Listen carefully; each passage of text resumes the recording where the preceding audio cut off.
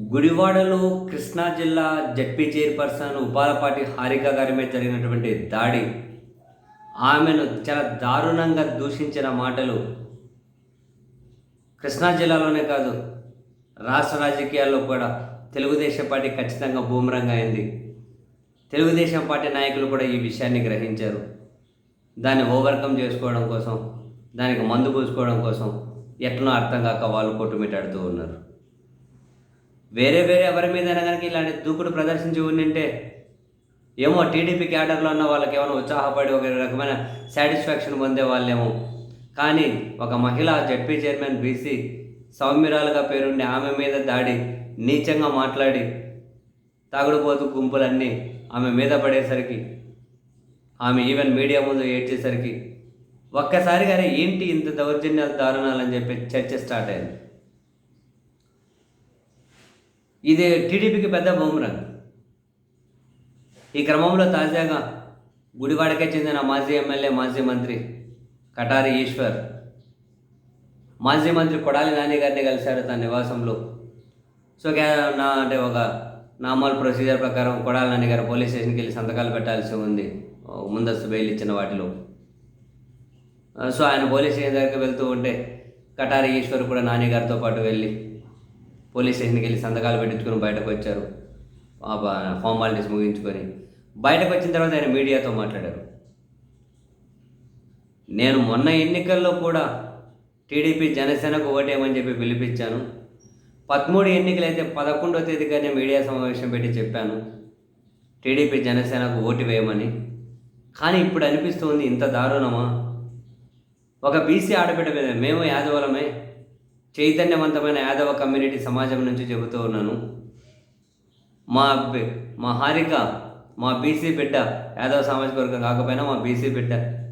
ఆ బిడ్డ మీద గుడివాడలో జరిగిన దాడి మీడియా ముందు మాట్లాడడానికి, ఉచ్చరించడానికనే మనకు ఆ పదాలు వాడలేము.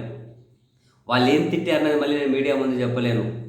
ఆమెను అంత మీద పడి దారుణంగా తిట్టిన ఆ దూషించిన తిట్లు తెలుసుకున్న తర్వాత అసహ్యం వేసింది. చంద్రబాబు నాయుడు గారు మీ భార్య గారిని ఎవరో ఏమో అన్నారు అని చెప్పి, ఎక్కడన్నారో అవి ప్రూఫ్లు ఏమీ లేవు కానీ అన్నారు అని చెప్పి, అంటే ఆయనే అన్నారు కటారీశ్వర్ గారు. చంద్రబాబు గారి భార్య గారిని ఎవరేమన్నారు? ఇప్పుడు కొడాలి నాని గారు ఒక్క మాట ఎప్పుడూ అనలేదు. చంద్రబాబు భార్య గారు మాకు కూడా సిస్టర్ లాంటి వాళ్ళే, సిస్టరే, ఎవరు ఏమీ అన్నట్లు ప్రూఫ్లు లేవు. సో ఏమి అనుకున్నా కూడా అన్నారు అని చెప్పి మీరు అంత బాధపడ్డారు. ఇప్పుడు మరి ఒక బీసీ మహిళ జడ్పీ చైర్మన్ ఏమనుకున్న అంత దారుణంగా ఒక దుశ్శాసన పర్వం అయ్యే విధంగా మేము దూషించారు, మీద పడ్డారు. మానసికంగా, శారీరకంగా దాడి చేసి, మానసికంగా హింసించి బూతులతోటి. మరి ఇదేంటి? ఆత్మగౌరవం మీకు ఒకరికే ఉంటుందా? బీసీ ఆడబిడ్డలకు ఆత్మగౌరవం ఉండదా? గౌరవం అనేది మీ ఇంటికే పరిమితమా? మిగతా వాళ్ళకి గౌరవం అనేది ఉండదా? నేను చెబుతున్నాను, నేను ఇంతకుముందు గుడివాడ ఎమ్మెల్యే రాముకు కాల్ చేసి చెప్పా, మీ పద్ధతి ఏం బాగుంటలేదు, చాలా దారుణంగా ప్రవర్తిస్తున్నారు టీడీపీ వాళ్ళు అని చెప్పి.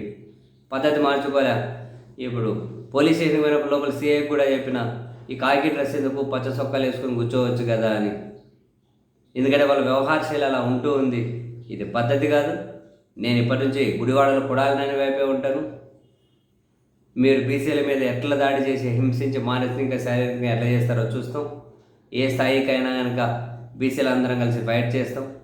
వీళ్ళకి పద్ధతి కాదు. మన వీళ్ళకు ఓటు వేసినందుకు రియలైజ్ అవుతున్నాను నేను కూడా.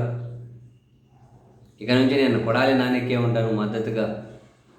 బీసీల ఆత్మగౌరవం మీద దెబ్బతీస్తే ఈ పాలకపక్షం తగిన మూల్యం చెల్లించుకోవాల్సి ఉంటుంది అని చెప్పి ఆయన కటారీశ్వర్ మీడియా ముందైతే వ్యాఖ్యలు చేసి కొడాలి నాని గారికి మద్దతు ప్రకటించారు. ఇక నుండి కూటమి పార్టీలు చేసే దౌర్జన్యాలకు వ్యతిరేకంగా ఫైట్ చేయబోతాను అని చెప్పి కూడా ఆయనైతే ప్రకటించారు. కటారీశ్వర్ అని చెప్పి రాజకీయాలంతా ఫుల్ ఫ్లెజ్డ్గా యాక్టివ్ లేకపోయి 89లో కూడా FM నాట్ రంగ్ ఆయన ఎమ్మెల్యే, తర్వాత మినిస్టర్ కూడా చేసినట్టున్నారు. గుడివాడ అనే సొంత నియోజకవర్గం.